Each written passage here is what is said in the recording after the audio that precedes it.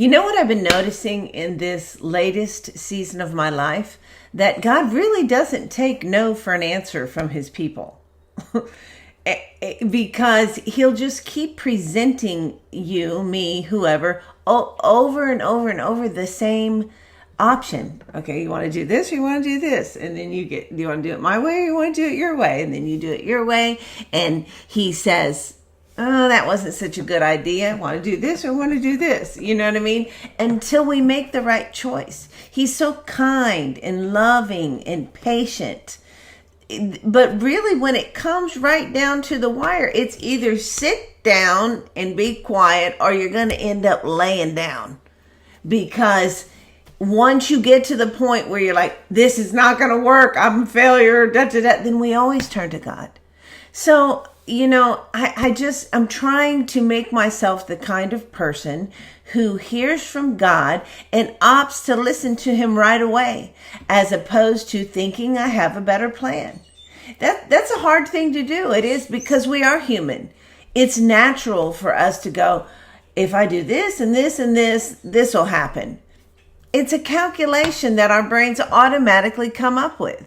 And everything that God does is so opposite of what we're used to hearing and used to seeing and used to doing. The calculation just doesn't add up in the human realm. And so we think, that doesn't sound like such a good option. But the thing about it is, God knows everything. His will is perfect. His ways are without flaw. And so trust is an action word, in the sense that it requires us to say, this goes against everything that makes sense, and I don't know how it's going to work out, but I'm sure I'm hearing from the Lord, and so I'm going to obey. And it's hard to be sure you're hearing from the Lord. There's so many outside voices. You got the world, you got the television, you've got society, you've got family, you've got co-workers, you've got social media, you've got the enemy. We want to blame everything on the enemy. Oh, the enemy, blah, blah, blah. You know what? A lot of times it's our own heart, which you always got to remember. Your own heart is talking, going, do this and do that, and always trying to do what we think is going to be best for us. And sometimes what God requires a sacrifice on our behalf. And when it does, we're like, I don't know if I want to do that. But listen, you're just going to keep getting that option over and over and over till you make the right choice.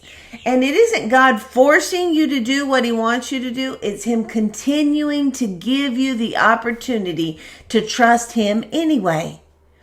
Listen, the world's screaming 1,000,000 miles an hour, every other alternative. But if we'll obey the Lord, we will get to see the good results of that. Every single time I do it, I'm going, man, why didn't I do this much earlier?